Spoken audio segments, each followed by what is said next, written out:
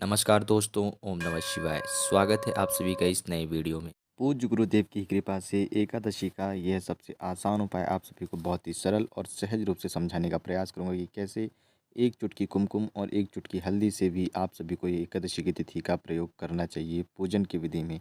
किस प्रकार करना और कैसे करना है, बहुत ही सरल और सहज विधि से हम समझने का प्रयास करेंगे। लेकिन उससे पहले अभी तक आपने मेरी वीडियो को लाइक नहीं कराया तो प्लीज़ वीडियो को लाइक करें, और चैनल पर नए हो तो प्लीज़ चैनल को सब्सक्राइब करें। तो चलिए समझते हैं कि हम सभी को यह उपाय कैसे करना चाहिए। जब भी हम भगवान वासुदेव की पूजा करते हैं एकादशी की तिथि पर, एकादशी की तिथि जो होती है भगवान वासुदेव को अर्थात भगवान हरि को समर्पित होती है। तो हमें क्या करना चाहिए कि जब भी यदि हम कोई उपाय नहीं कर पा रहे हैं तो अपने घर में एक छोटा सा उपाय यानी कि एक छोटी सी विधि अवश्य रूप से करनी चाहिए।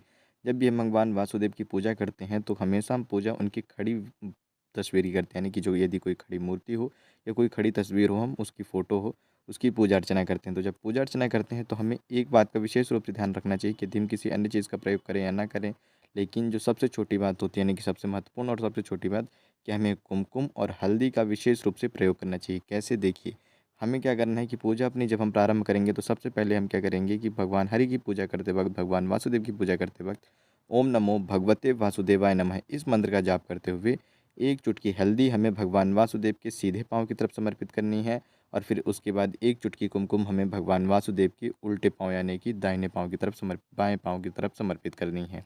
दाएं में सबसे पहले हम हल्दी समर्पित करेंगे और बाएं पाँव की तरफ हम कुमकुम समर्पित करेंगे। यदि हम इतनी छोटी सी विधि यदि ये कर लेते हैं, केवल यह दो चीज़ें समर्पित करते हैं एकादशी तिथि के दिन भगवान वासुदेव की, जब उनकी पूजा अर्चना करते हैं हम अपने घर में, भगवान वासुदेव की हमारे ऊपर, हमारे घर के ऊपर, हमारे घरवासियों के ऊपर, साथ ही साथ उस व्यक्ति के ऊपर जो घर में धन का आवक है, जिसकी वजह से घर में धन की आमदनी की बढ़ोतरी होती है, जो धन का साधन लाते हैं, यानी कि जिसकी वजह से आपके घर में धन की आवक हो रही है, उसके ऊपर भगवान वासुदेव की अपार कृपा होती है और आपके घर में धन की बढ़ोतरी होती है, जिससे साथ ही साथ माता लक्ष्मी जी की भी कृपा आप पर बनी रहती है।